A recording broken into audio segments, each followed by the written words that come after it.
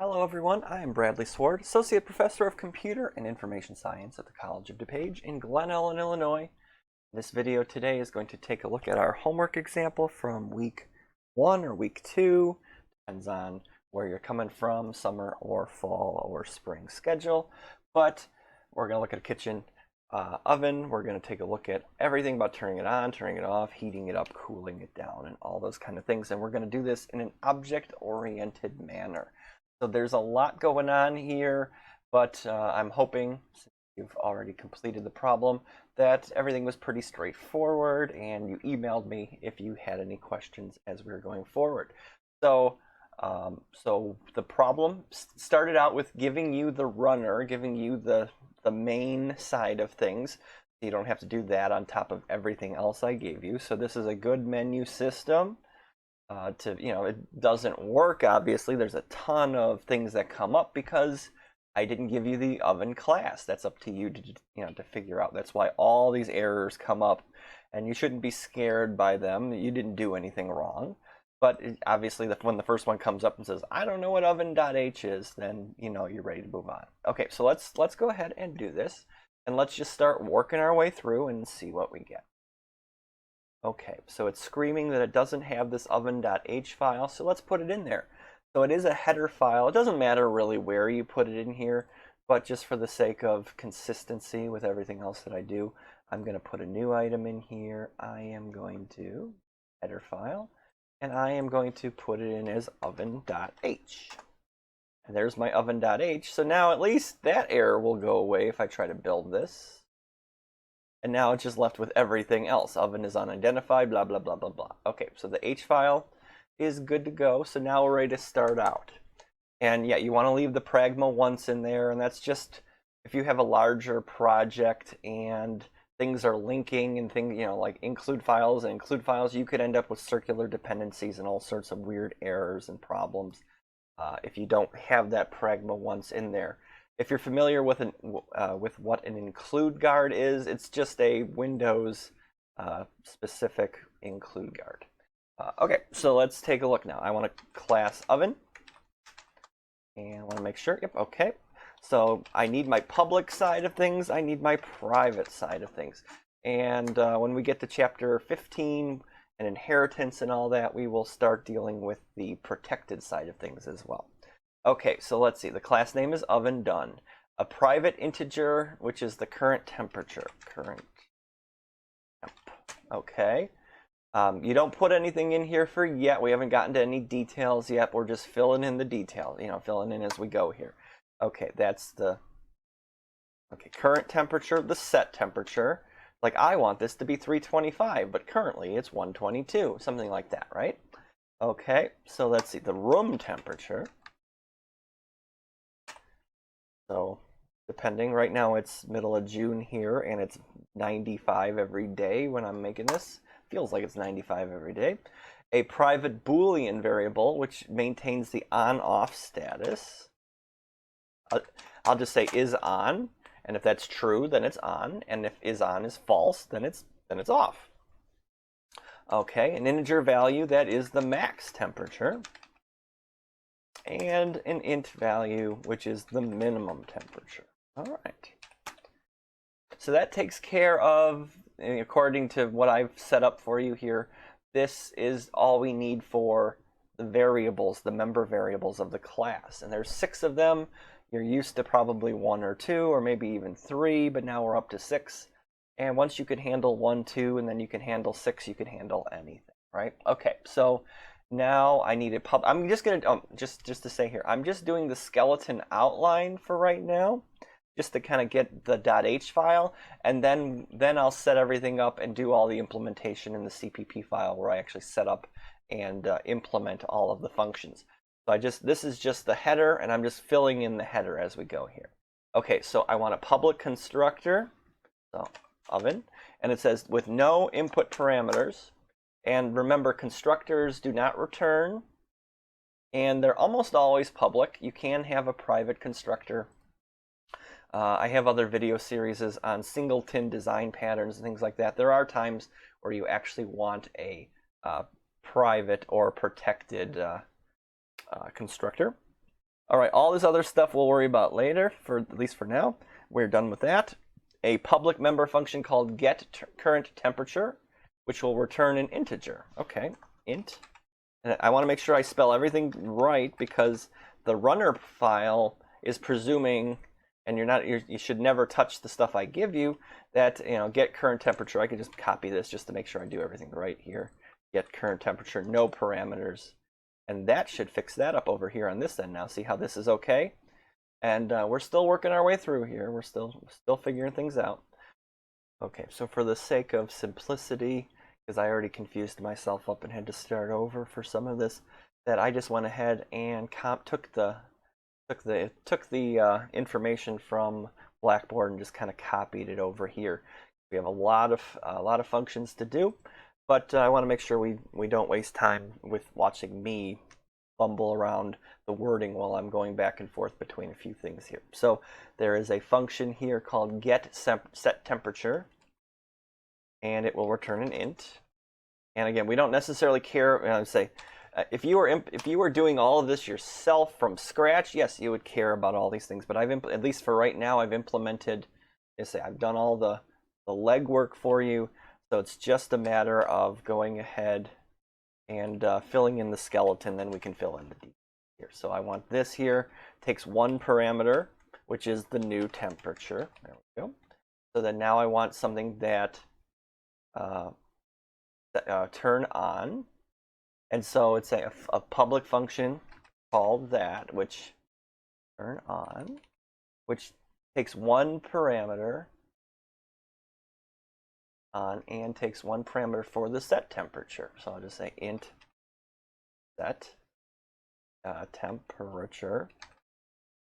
I just want to make sure I don't do it. A default of 350. So default parameters go in the header. They never go in the implementation file. They never go in the CPP. They always go here. All right. So we want something called turn off. So, I didn't have to. That's exactly what I'm talking about. Trun. I don't want to have any problems there. I want this to be called turn off. And everything will be green. Everything will turn to green squiggles because that is saying that inside your project it can't find the actual function definition. And obviously we haven't written it yet, so that, it makes sense. So this thing returns a Boolean, is on, right? Okay, no parameters taken. All right, a get function, which returns an integer value, which doesn't take any parameters. A function called get maximum temperature, which is the same deal. Get room temperature, a lot of gets here, right? Lots of gets and sets. And then one called simulate passing of time, which takes a parameter, which is how much time am I simulating the passing of in minutes. Okay, so now, oops, boon. This isn't Mortal Kombat. This is kitchen ovens and C++. Okay, so here we go. So I have everything here now, and I have my source file. Notice how all of that goes away. If I try to rebuild, what happens? Let's see what happens. I'm expression, proceeding, blah, blah, blah.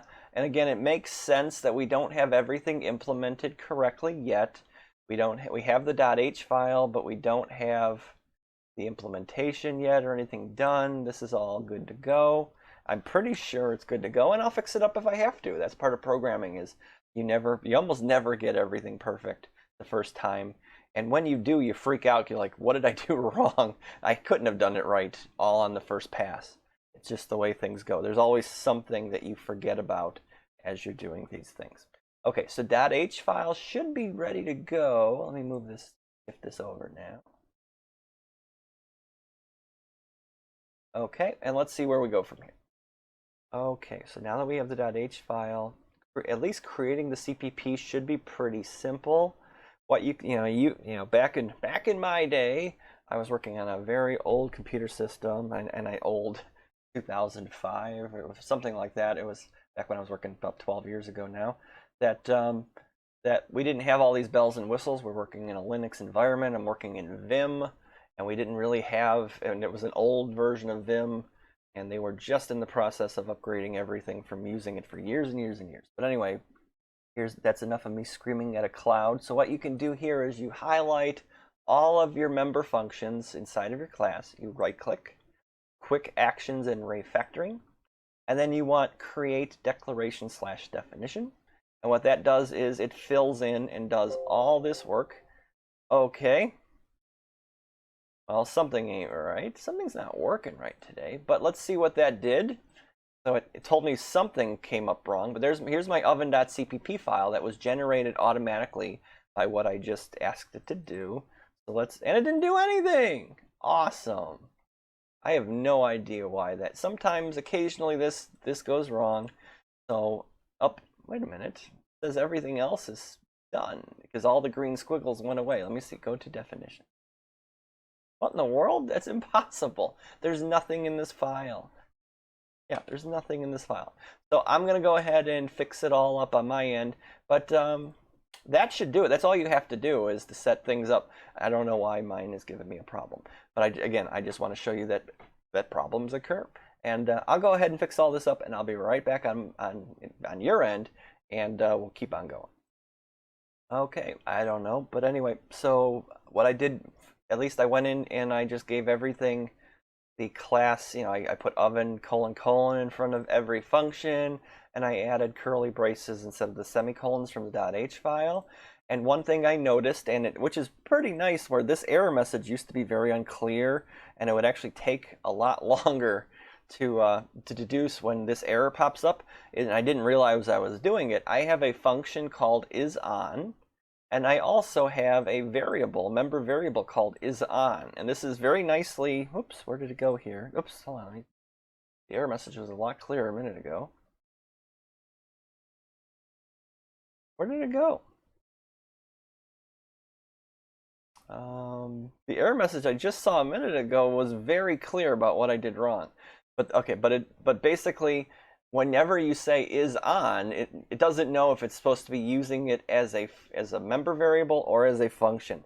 So I'm just gonna say isOvenOn. And I'm gonna forget about this a couple times as I do this, and you'll be screaming at me trying to fix things, and I'll see how I do here. But anyway, so isOn, and now that should fix that up on this end. Okay. Redef, and I just got to get rid. This is one of those things I got to get rid of this on the implementation side. The default variables only go on the side of the header. Rebuild again. Okay, whoops. Current, yeah. Warning, warning, warning, warning, warning. Again, we're just in the process of fixing everything up.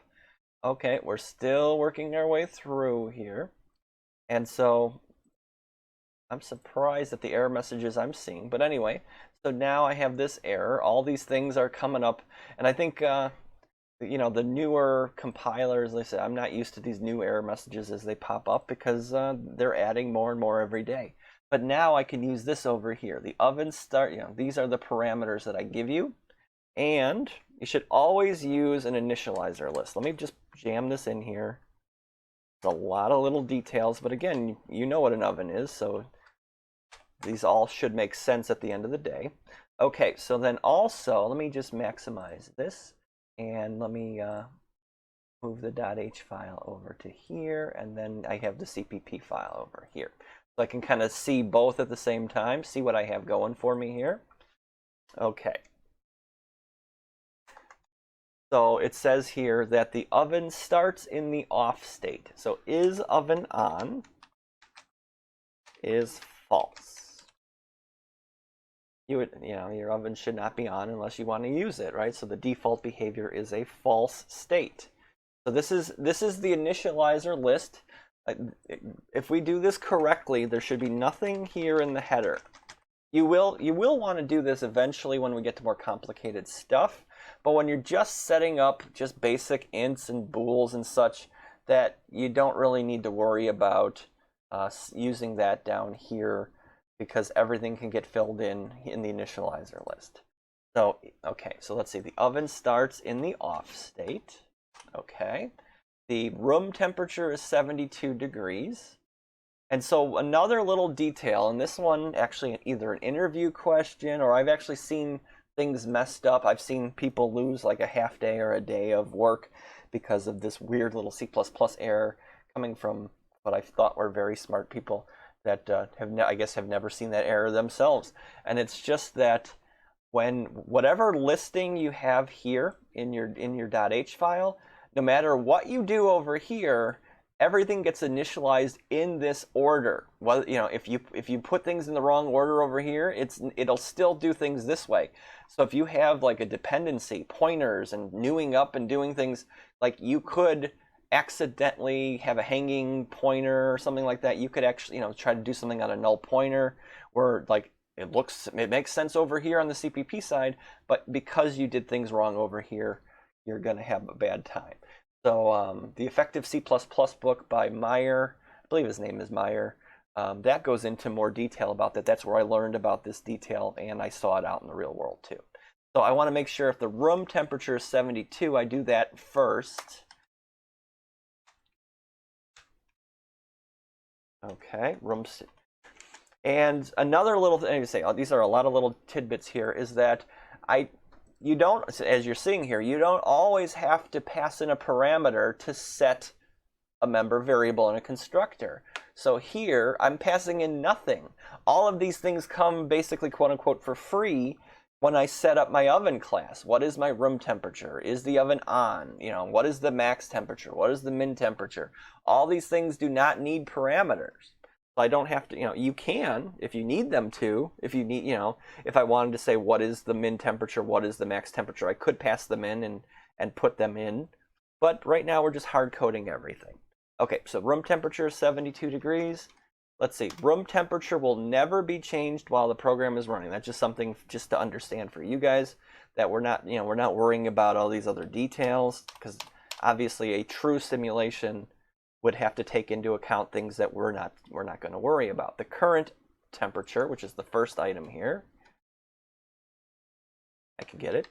Current temp, I can type, is 72, just the same.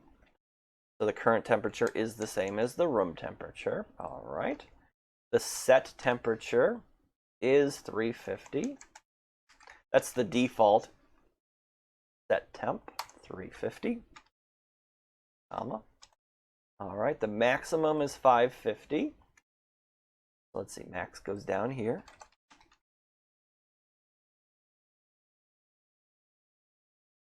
And the min temperature is 200. While it's on, anyway. Okay, so the max temperature is 550. The max temperature will never change. The minimum is 200. The minimum will never change. And always use an initializer list. So now you got all these things going on here. And let me see. Current, set temp, room temp, is oven on, max, min. Everything is in the same order both ways here. Let's see now. Does that warning go away? I think so. Over here, nothing is warning on my end anymore, and we still have only 10 errors, and that's just because we're still filling in the details as we go. So we're happy, and I'll bring everything back a little bit so we can keep on going here with our program. So the get functions should be pretty simple because it should be just a one-liner here. It's the set functions where we have to do a little more work. Make sure that we have to sanity check, validate that the data that the program wants to change the object to is something that can be done. Because if I tried to change the temperature of the oven to like the surface of the sun, that should not be able to happen. We're trying to simulate. We could simulate that it would happen, but the reality is the oven would not, for many reasons, would not be able to oblige that. So get the current temperature. So let's see, that is the current temp. I'll just return current temp. All right, so get the set temperature, return set temperature.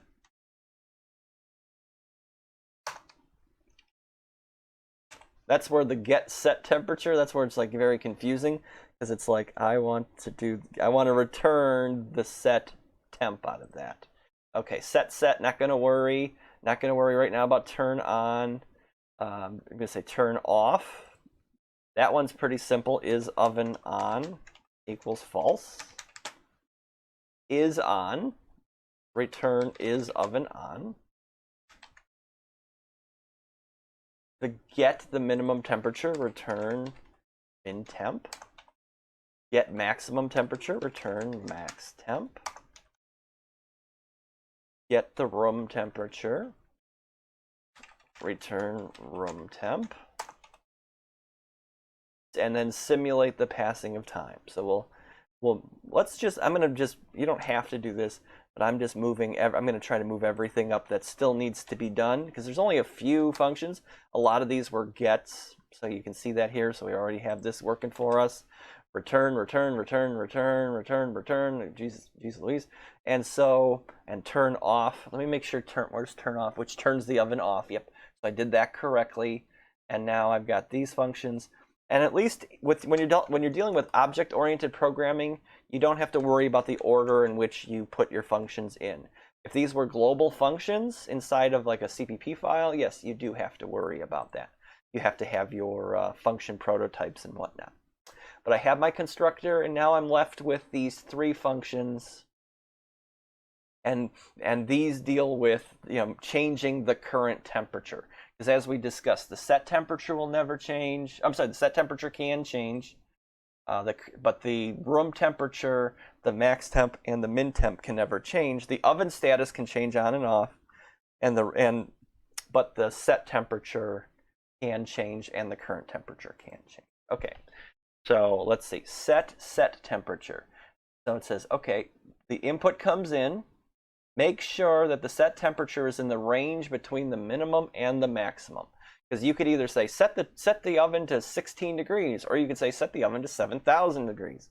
So I want to make sure that I basically clamp this thing to the correct temperature. And so if, I'll just do it the simple, there's other ways to do this, but I'm just going to do it the most logically, just the simplest logically. If the temperature is greater than or equal to the minimum temperature. So is it in the range, right? And the temperature is less than or equal to the max temperature, then I can say that the set temperature is equal to the temperature, the input temperature, right? Because it has to be in the range. Two things have to occur. It has to be greater than or equal to the smallest value, and it's got to be less than or equal to the greatest value. So it's in that range, and so there we go. Set temp equals temp, and nothing else happens. Maybe sometimes people return bools to indicate if the operation went successfully or not. And so like I would return true in this case, otherwise I'd return false if the temperature didn't change. But again, we're just trying to keep it pretty simple. So the set temperature is going to be in that range no matter what comes in. And it either will set it or it will leave it alone, because you always want to make sure that the set temperature is something valid. No matter what the input. That's that's just sanity checking the input. So turn on, let's see. Where is turn on? Where is turn on? Here it is. A public member function called turn on, which turns the oven on and takes one value for the set. Okay. So what I can do then is, no matter what, I can turn the oven on. So I'll just say is oven on equals true. So the oven goes on no matter what, at least according to this. And takes one parameter for the set temperature. And since I just wrote the thing, I could say set this. I already have a little stammer as it is anyway. And I could set temperature using the input value. So then I'll say the oven's on no matter what, because everything is in a valid state, even if this screws up. And I can say, okay, this is the temperature they wanted to set the thing to as they're turning it on. Try it out, and if it works, it works. Otherwise, the oven's on no matter what. Okay, so, and it keeps the, and like I say, this is the exact same thing here between this and this, so I know I can call that function to do the work. Okay, so I'm down to 4 errors. I'm getting closer.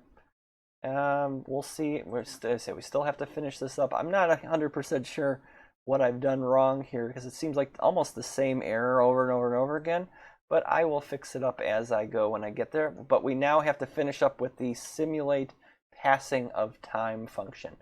So if the oven is on, then I want the oven to warm up to the set temperature but not past it, right? Because that's the whole point. And if the oven is cooling down, subtract a little bit for every minute until the appropriate set point is reached as well. That's if it's on. And so you say if the oven is off, you obviously can't warm the oven. And if the oven is off, it should cool down to the room temperature over time, right? So there's a little bit going on that that you might, you have to account for all those little details. So let's see, if is oven on equals true, do something else, right? So if the oven is on, then I'm going to warm it up, and it's going to be, it says 25 degrees per minute. That's not, maybe true, maybe not, I don't know. But what I can do here is I can go ahead and say set, let's see, do I have this? Do I have a function for setting? That's for the set temperature. Where's my .h file after? Where did I move it to? Over here.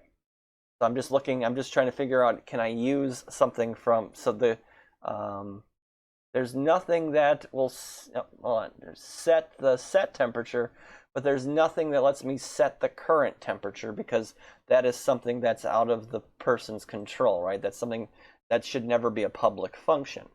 So yes, I'm going to have to write this myself over here.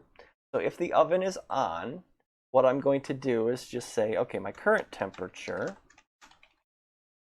is plus equals, and I'm just gonna, it's hard-coded over here. It's literally hard-coded as 25. And again, it is a magic number, but I'm not gonna worry about it per se. We're just getting this thing working. Times time in minutes. Okay, and again, there are other ways to do this, but this is the first week, second week. I'm not gonna worry about min-max functions, algorithms, and things like that. And what I can say is if, basically if current temperature is greater than the max temp, then basically set the current temp to be the max temp.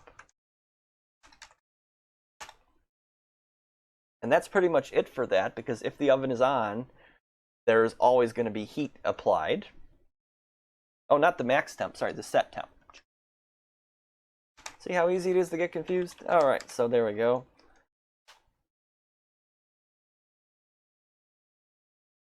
Yeah, max temp is one thing, but set temp is another.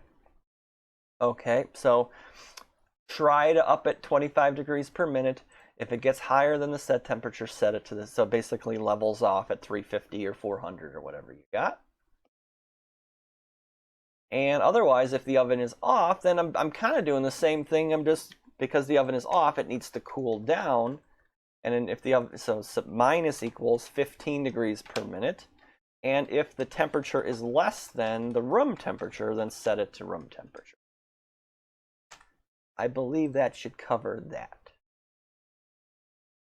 But that's what we're going to test out. Let's see what happens if I rebuild. Do I get the same 4 errors? Yeah, I get the same 4 errors. Oh, const. Okay. And so, yeah, so these errors pop up occasionally too, because this is a const. This is the fun of constness in C++. What languages in in 2021 or beyond used const?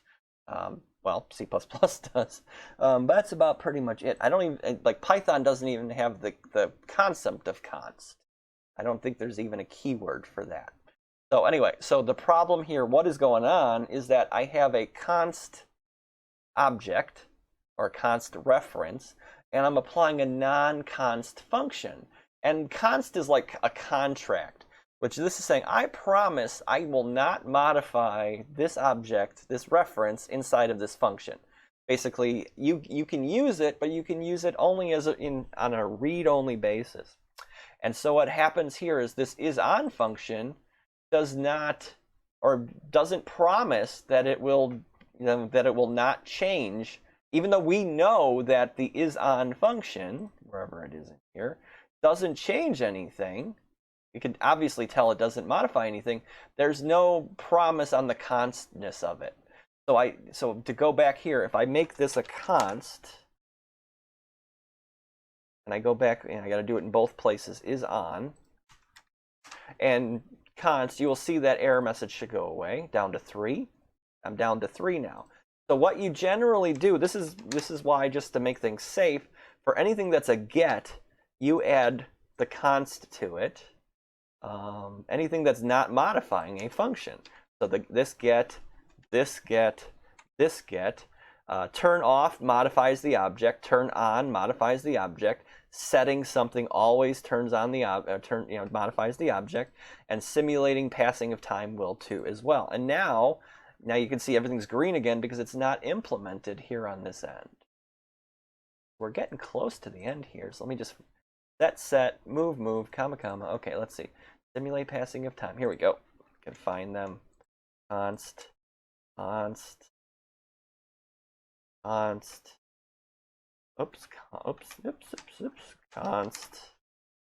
and const. And so now with all of that, we finally should be down to 0.